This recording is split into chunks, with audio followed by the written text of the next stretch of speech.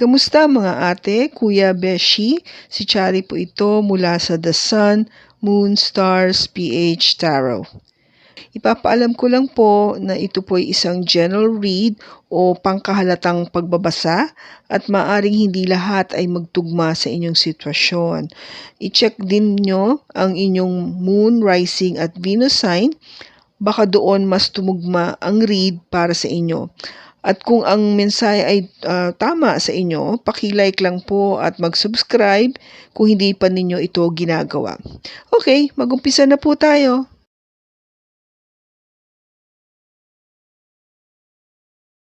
Hello po mga ate, kuya, beshies. Kamusta na po kayo? Dito ako si Shari para gumawa ng another reading, and this is for the sign of Gemini, Sun, Moon, Rising, and Venus.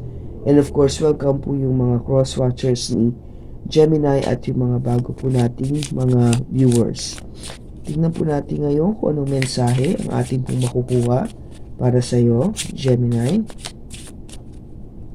Kung ano yung bagay na dapat mong abangan.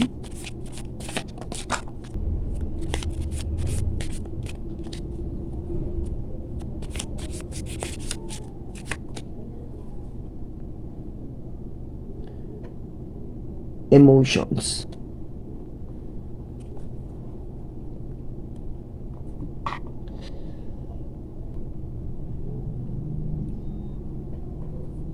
Okay, Gemini. So, napaka-simple, no? Emotions. Tungkol ito sa inyong damdamin. Yung pinaka pangkalatang mensahe para sa iyo, Gemini. So, tignan natin kung ano yung makikita natin sa tarot. Ang pagbasa na to ngayon ay hahatiin ko sa dalawang part. Una is tungkol sa work or sa money. Kasama na rin dito yung business at saka career. And then afterwards, yung part 2 would be yung love. So, ano yung bagay na dapat mong abangan, Gemini?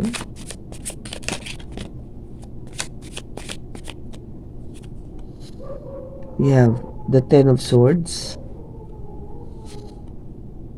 the Six of Swords, and the Emperor. Bottom niya is the Ten of Pentacles. Okay, Gemini. So, pagdating sa work, career, business, no, money, nag-umpisa ka dito ng Ten of Swords, which is may pagtatapos, no? This is an ending of all the difficulties, no? Lahat ng pagtatapos ng sabihin natin na hindi kaaya-aya, hindi maganda, may mga bagay na palitan ng salita na hindi masarap sa pandinig, no? Which is nakakasakit, definitely nakakasakit kasi swords is all about communication, no? Pagsasalita, paglalahad ng katotohanan. Ngayon, kung ito ay Ten of Swords, ibig sabihin may pinagdaanan ka na nagsabi na ito na yung katapusan, ito na yung huli, o kung ba ito na yung sukdulan. Kung ano man yung naramdaman mo sa iyong trabaho o negosyo o sa iyong career, no? Paano takbo ng career mo o yung kaperahan, prior to this is talagang may paghihirap, okay? May paghihirap. Kaya ito na yung katapusan na sinasabi natin. Which is good, no? Hindi naman lahat ng 10 is masama. 10 is sabi ko nga, ito yung pagtatapos. So, wala nang, after this is, alam mo na, balik ulit tayo sa number 1. So, it means a new beginning. Kailangan kasi may matapos para magkaroon ulit ng panibagong pag-uumpisa. Okay? So, dito, Six of Swords, gusto mo lang talaga ng karoon ng katahimikan. Which is tama lang kasi after nitong masalamuot na pangyayari o pagtatapos, gusto mo lang talaga mapakapunta sa isang lugar na tahimik, yung maayos, no? magkakaroon ka ng sabihin natin yung peacefulness. Kasi ayaw mo muna ng ng makarinig ng kahit na ano o makipag-usap, 'di ba? O mag-isip ng kahit na anything that is negative about it. Kasi masakit pa 'di ba? Kung ba parang yung after effect nitong nangyari dito, kahit paano andun pa din. So gusto mong ipahinga yung sarili mo para alam mo na yung maging ka naman, relax ka naman kahit papaano. At yung last card mo dito is the Emperor. Ang Emperor kasi is yung energy na alam mong nakakaangat sa lahat. Kasi siya yung pinaka, kung gabasa na namumuno, siya yung talagang alam mong alam lahat, no? Siya yung autoridad pagdating sa paglilid, no? Pamumuno. At siya yung isang tao na talagang alam mong stable, hindi yung walang alam or talagang stable na siya, sigurado siya, confident siya, alam mo yung, kasi nga matured na tong tao na to. Ang Emperor is usually may sinasabi, may katungkulan, napakadaming alam, no? Very wise, meron siyang wisdom, kung ba.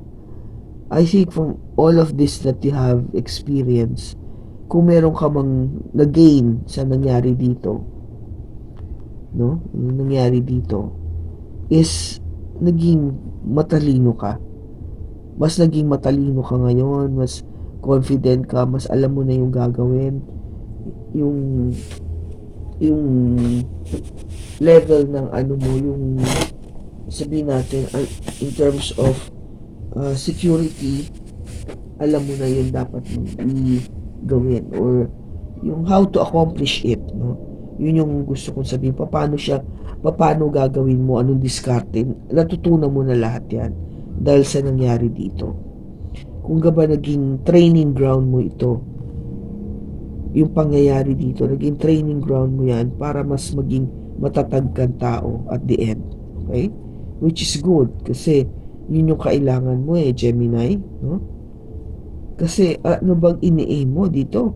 Ang gusto mo talaga kasi mangyari is the Ten of Pentacles, which is lahat naman tayo ito, di ba? This is one of the best cards sa tarot.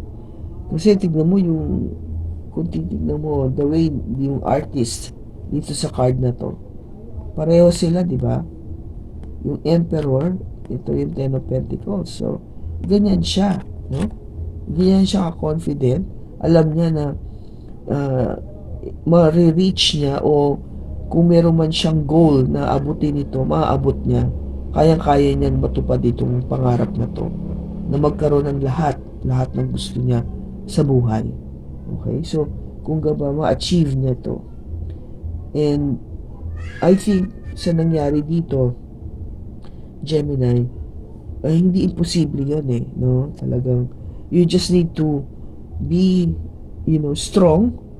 Be strong like this Emperor, yung energy na to, para makayanan mo lahat ng mga subukin o pagsusubok na iyong dadaanan pagdating sa iyong pera, career, business. Okay? Kasi alam mo na pagdating sa pagkakaroon ng mga problema na yan is dapat lang magkaroon ng katahimikan, no? There should be peace afterwards. Pinapahinga mo yung isip mo, alam mo na dapat maano mo siya, yung mapag-isipan, yung katawan mo o isip mo is bibigyan mo ng pagkakataon para magpahinga, para makapag-isip-isip ng mas maliwanag kesa sa yung dati na ganitong magulo at punong-puno ng sakit. Okay? So, i-clarify natin bakit andito yung Ten of Swords.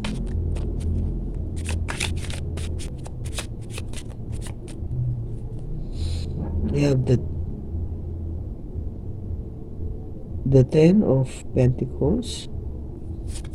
We have the Ace of Pentacles. And we have the Two of Swords.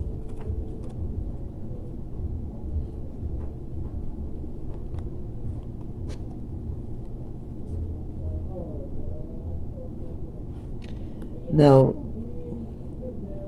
yung naging ending, naapektuhan kasi yung pangarap mo na magkaroon ng yung to have it all, no? Sabi ko ngayon, Ten of Pentacles. I think I made a mistake do sa card. Sandali lang ha. Let me find that card.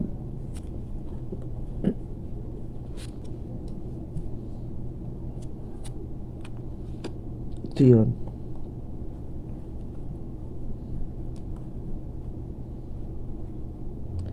Sorry, yung nakita ko pala kanina is the Two of Pentacles. Okay, hindi ko napansin. Akala ko 10. Yung word, medyo hindi kasi clear eh. Kung titignan mo, akala ko 2. Yung 10, yung pala 2. Okay, so I just wanted to correct myself. So yung naging ano dito is Two of Pentacles, which is hindi ka maka-decide, no? You're having difficulty deciding kung anong gagawin, kung ano mas importante. So you have to really make up your mind kung anong dapat mong tatahakin na nasusunod na kung anong desisyon. With the Ten of Swords, ano ba yung nagkaroon ng pagtatapos? Yung kaligayahan mo na matupad yung pangarap mo to have it all and magkaroon ulit ng panibagong pag-uumpisa, no? Kung titignan mo 10 and then Ace, which is number 1. So yung cycle na magkaroon ka ng lahat ng gusto mo, wini-wish mo, at the same time yung pag-uumpisa ulit, parang 'di ba kung yung titignan mo, parang sa tingin mo wala nang pagkakataon para mangyari. Kasi ang susunod dito is the Two of Wands. So again, this is all about making that decision which way to go, 'di ba? Kung parang kasi nga alam mo may nagkaroon na ng pagtatapos eh. So pagtatapos sa pangarap mo kasi ang tingin mo nga wala nang pag-asa na matupad ito. Wala nang pag-asa na magkaroon ka ng panibagong pagkakataon, magkaroon muli ng bagong pag-uumpisa. Kaya kung parang disappointed ka talaga, yung malungkot ka kasi at the same time hindi mo na alam kung saan ka patungo, no? Magulo isipan mo. Kasi sa naramdaman mo rito, talagang yung tipong akala mo pinaghulugan ka ng langit at lupa, ganun katindi yung naramdaman mo, na-experience mo, o yung pain na naramdaman mo dito. Hindi madali, napakasakit at talagang ramdam mo yung pagbaksak. Sa bagay kung pagdating talaga sa career o maybe may nangyari sa iyong trabaho o iyong kaperahan, baka naloko ka o na bigla na lang talagang naglaho yung mga pinag-iipunan mo o kaya sabihin natin yung business mo hindi talaga nag-work. Kung parang nag-start ka naman, nagsumikap ka pero wala talaga eh, no? Yung kung sabi natin minalas, no? Minalas yung pagtatayo nung itong negosyo na to. Hindi ito yung negosyo na nagbigay sa iyo ng profit, no? Kung hindi lost ang nakuha mo. Pagkatalo ang nakuha mo, okay? So tingnan natin.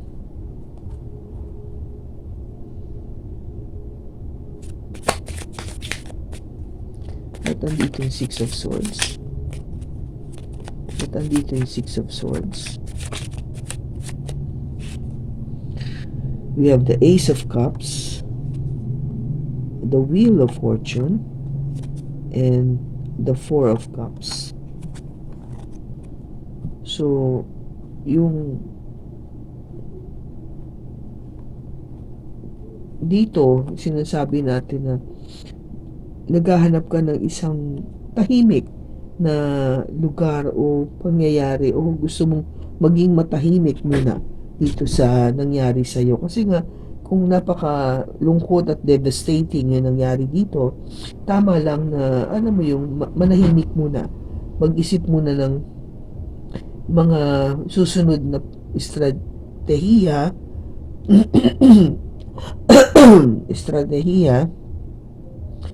estratehiya, or yung sinasabi natin plano kung ano yung gagawin pa natin, dahil hindi naman pwedeng wala tayong, alam mo yun, yung kung ba next option or next move or what is the next plan, no? Hindi naman pwedeng tumigil na lang ang buhay dahil natalo ka dito. The more na bibigyan mo yung rason, yung sarili mo na come on, we have to move. Kailangan bumangon tayo. Okay? Kailangan makabangon tayo at makabawi. Kaya dito, ang inaasahan mo is something very new, another ace, no? A new beginning. Something that you really love, yung mahal mo, yung gusto mo talaga, yung alam mong this time, susundin mo yung kung ano yung nasa iyong puso. Hindi dito kasi Ace of Pentacles is more of yung material things, no? Kung yung pag-uumpisa na magkaroon ng maraming pera, kabuhayan, magandang career, that's so material. Dito, dahil nakapag-isip-isip ka, na natanto mo, na ang mas gusto mo talaga is something na malapit sa iyong puso. Yung talagang, alam mong, kahit na sabihin natin na marami nagsasabi na hindi magiging okay yan sa'yo, hindi yan profitable, o wag yan ang pasukan mo, mas maganda dyan. Hindi ka nakinig dun eh. Pinakinggan mo yung puso mo. Sinunod mo kung anong gusto mong gawin. Kaya naman, ang Wheel of Fortune andito, no? Yung pag-ikot ng tadhana. Pinapakita dito na tama yung ginagawa mo kasi ikaw yan eh. Ikaw naman talaga ang magdidikta kung ano ang magiging takbo ng iyong kapalaran.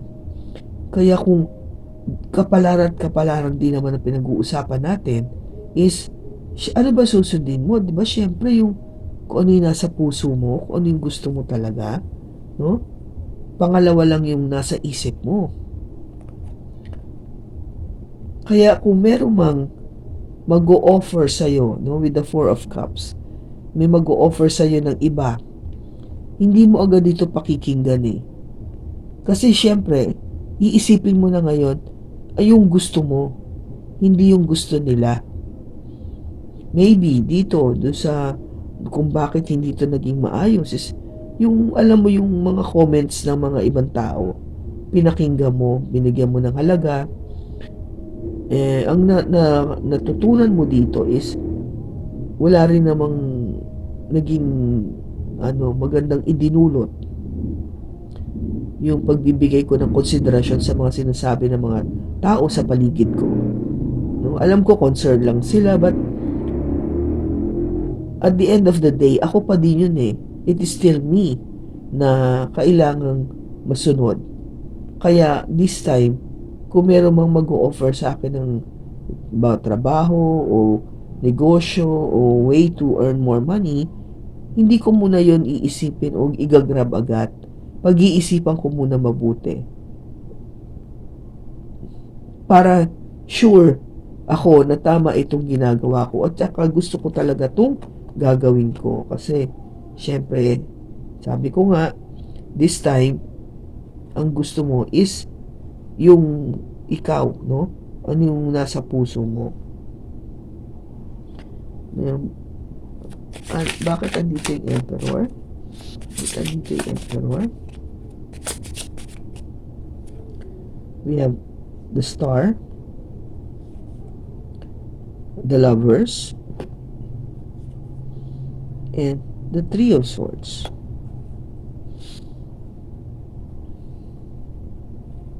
Ito yung abangan mo, okay? Diba sabi ko, you will be like the Emperor, na sure ka. And another interpretation of this is, maybe you will meet an emperor, no? Isang tao na kung gaba makikilala mo, makakatulong sa'yo, or yung may impluwensya sa magiging buhay mo pagdating sa pera, career, work, business. Now, ito yon, no? Winish mo to eh. You ask for somebody na dumating sa buhay mo, or maybe maging ganito ka, no? To be an emperor. Now, if you wish this person to be with you in your life, mangyayari is this person will be your lover, no? Magiging kayo. Siguro naisip mo dito na is it better off that I be in a relationship with somebody na talagang mayaman na, stable na, may pera na, or mas mabuti ba na makipag business partner ako sa taong eksperyensyado na pagdating sa pagninegosyo, maraming alam, matalino, no? Sa negosyo, sa pagninegosyo. Yun yung kasi yung hiniling mo eh. No? Hiniling mo siya. Pinagdasal mo. Kaya ang mangyayari, if it is a relationship, then there will be a relationship, okay? Relationship in a way of either ito yung talagang magiging lover mo siya, or magiging business partner mo siya, no? Or magiging boss, no? Kasi this emperor is a boss, no? Meron siyang katungkulan, meron siyang sinasabi sa kanyang posisyon sa isang opisina. So you will have this connection with this person. That's what I'm trying to say. But you have to be mindful, no? Ito yung abangan mo kasi ito yung masakit. This is the Three of Swords. So kung ba kahit nag-umpisa ka ng maganda, winish mo to, no? Magkakaroon kayo ng relationship. Pero ang dating lang nito is heartache, frustration, and pain. Okay? Three of Swords is the card na hindi mo gustong makita sa tarot. Ito yung kung ba sinaksak yung puso mo eh. Sinakta ng puso mo, no? Yung kanta ni Michael V. Kaya ingat ka dito. Kung ba akala mo ito na yung tao na tutulong o sasalba sa'yo, maging maingat, no? Maingat sa tao na ito. Kasi ang dulot niya ay sakit sa puso, o kung ba sakit sa damdamin.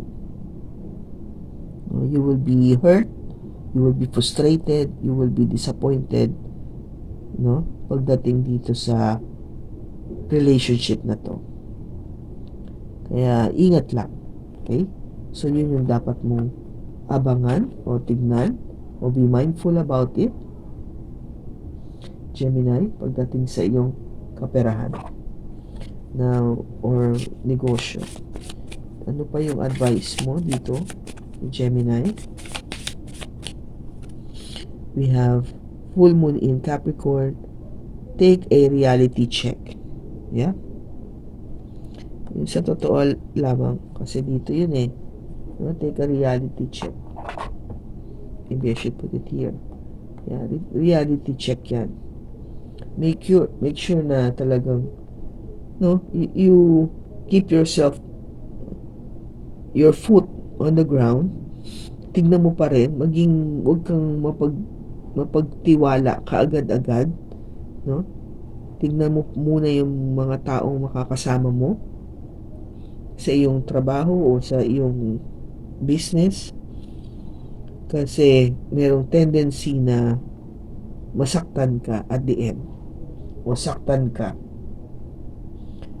no? Kaya ingat lang. Ngayon, sa pag-ibig naman, tignan natin kung anong makukuha nating mensahe para sa iyo, Gemini.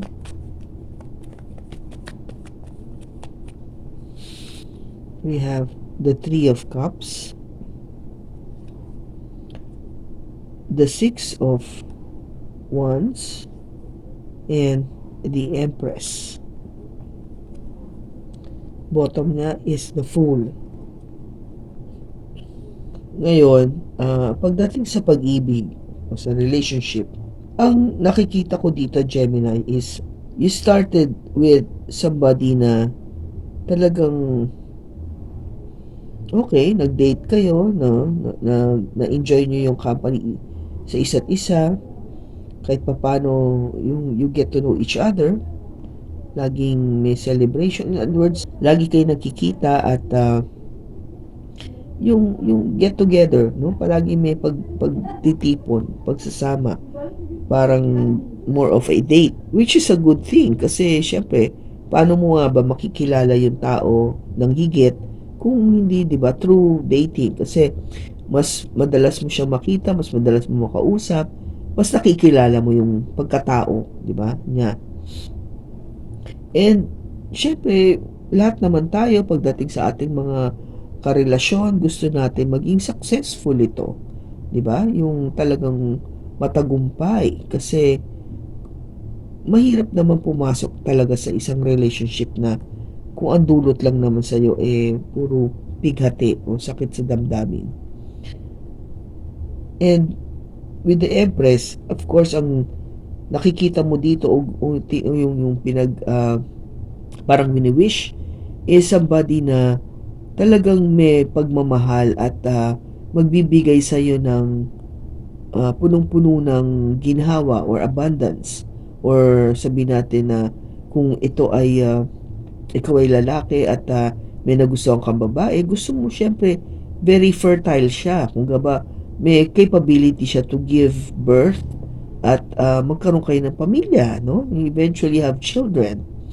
Now, kung same sex naman to, it's more of yung love ang siyempre andoon, punong-puno ng pagmamahal, and the feeling of you have all the things that you wanted with this person. Kung ba very contented ka kasi alam mo na this person has all the things that you wanted, no? Pagdating sa aspeto ng pagmamahal, yung mga material na bagay, lahat yan. Kaya naman ikaw, you did with this relationship, you act foolishly, no? Talagang sige lang ako kasi nakita ko naman na mukhang okay kami, no? Nung nagde-date kami, and I feel na magiging successful tong relationship. Kaya sige lang ako. Kung ba sinagot ko siya. Sinagot ko at naging kami. No, I went through what I felt na at the time was right. So, naging ganun yung parang takbo. Now, let's clarify. Bakit andito yung Three of Cups? Bakit andito yung Three of Cups? We have the Queen of Swords, the King of Swords, and the Nine of Wands. Yung part dito na pagde-date, na-discover nyo pareho na compatible kayo, na you are a pair. Kasi this is the Queen of Swords and the King of Swords. So, ayan, pair talaga kayo. Kung ba you're meant to be, match na match, no? Kung nakikita nyo na di kayo nagkakaiba ng ugali, pareho yung inyong pananaw o belief sa buhay, no? Yung mga likes and dislikes, pareho, hindi nagkakalayo. Kaya tamang-tama, no? Tamang-tama yung pakiramdam mo na okay itong lalaki na to. Kaso, medyo, I think, nagkaroon ng negative energy dito na parang napagod ka na napagod ka dito sa relationship na to. Maybe because baka walang masyadong nangyayari, okay nga kayo, no? Compatible kayo o nakikita mo na pareho kayo, meron kayong malaking kung ba common grounds, no? Between the two of you. But it didn't parang work out o materialize the way you wanted it to be, no? Yung akala mo magiging maayos na maganda na, hindi talaga naging ganon ang dating. Now, bakit andito yung Six of Wands? Bakit andito yung Six of Wands? We have the Seven of Swords, the Knight of Pentacles, and the Wheel of Fortune. Now, yung hoping na magiging successful itong relationship na to, ano nangyari? Instead, the other way around, naging baliktad, bumaliktad, umikot eh. Na-discover mo na nagsisinungaling lamang siya, may itinatago, mayroong panglilin lang na ginawa sa'yo, no? Meron man siyang ikinukubli, okay? So, na-discover mo yun. Dahil sa sobrang katagalan niya, sobrang bagal niya kumilos, o sobrang bagal nung takbo ng relationship, kaya nabago yung takbo ng kapalaran niyo pareho. It changed. Nagbago siya. Kita nyo? No? Dahil sa mga na-discover mo kung anong klaseng tao meron ito, at dahil wala nga nangyayari, kaya nabago yung kapalaran. Okay? So, yung inaakala mo magiging successful yung relationship na to, na iba, umikot, nabago. Okay? Nagkaroon ng change. Bakit andito yung Empress? Bakit andito yung Empress?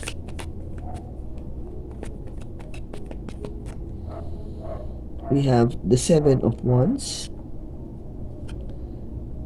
the Ace of Pentacles, and the Star.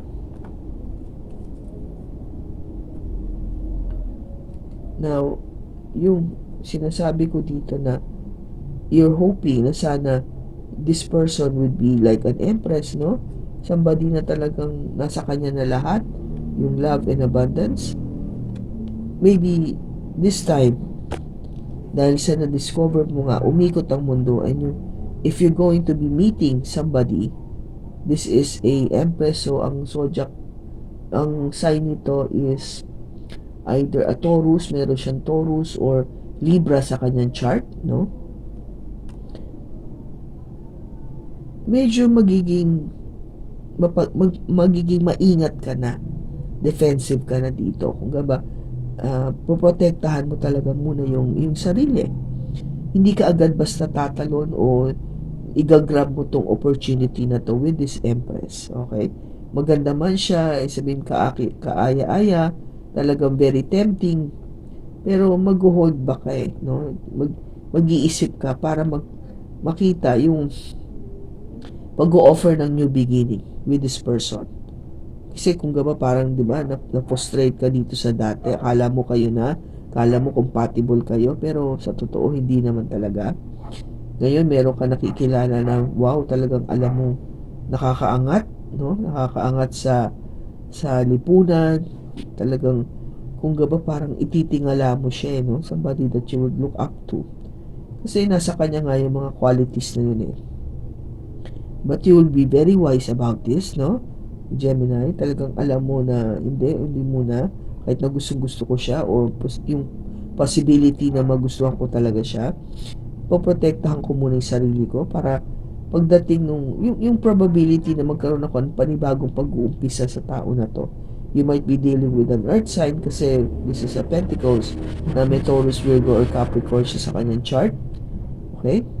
Kasi pinagdasal mo to, winish mo to. There was a manifestation about this to be able to meet someone na talagang ganitong kaganda, ganitong yung kung paano siya magmahal, yung talagang yung tipong hinahabol mo, hindi ikaw hahabulin, no? Yung talagang andun siya sa taas, no? In other words, kaiba-iba siya. Okay? Kung gaba, alam mong somebody was really truly special. So, hiniling mo to eh, na makakilala ka ng isang taong ganyan. Kaya, kung gaba sa aabangan mo, I think you will going to meet this person based on what you have wished for, to have a new beginning, no? Have a new beginning when it comes to relationship. Pero syempre, andun pa din yung pag-iingat mo. Kaya, yun yung mga bagay na aabangan mo, no? Just to be mindful of what's coming in terms of relationship. You're gonna be meeting someone na talagang, kung gaba, kaiba-iba. Somebody na talagang very beautiful or very handsome, na talagang yung qualities niya, no, pang empress yung kanyang energy mataas, no, may sinasabi, merong yung maganda na matalino pa, yung mga tipong ganon, o gwapo na matalino pa, mabait, no, yung mga ganong qualities na hindi mo akalain na makikilala mo, no. Kaya kung ba, kasi nga pinagdasal mo to eh, hiniling mo to na magkaroon ng katuparan, matutupad siya. Ngayon nasa sayo na yan kung paano mo didiskartehan itong taon to. Kaya ikaw medyo maingat ka, dahan-dahan ka lang, kasi syempre ayaw mo nang masaktan, yung ayaw mo na ilagay yung dati na akala mo okay kayo, yung nagka-discover kayo sa isa't isa dito na nagde-date kayo na uh, compatible naman kami, pero eventually you got tired of this relationship, napagod ka lang eh.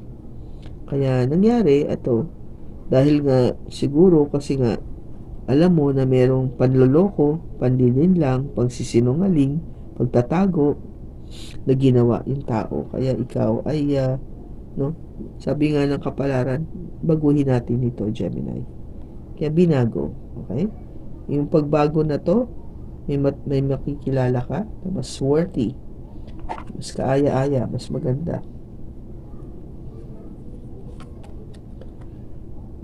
This will be your twin flame. Your passion ignites, no? Kaya kaiba-iba nga ito, itong tao na to. Sabi ko sa'yo, di ba? Kasi ka-twin flame mo siya, yung mamimit mo is ito na, this is it. Kung gaba parang wala nang i-explain pa, kasi siya na talaga yung alam mong kalahati ng yung kaluluwa. Yan ang mangyayari ito.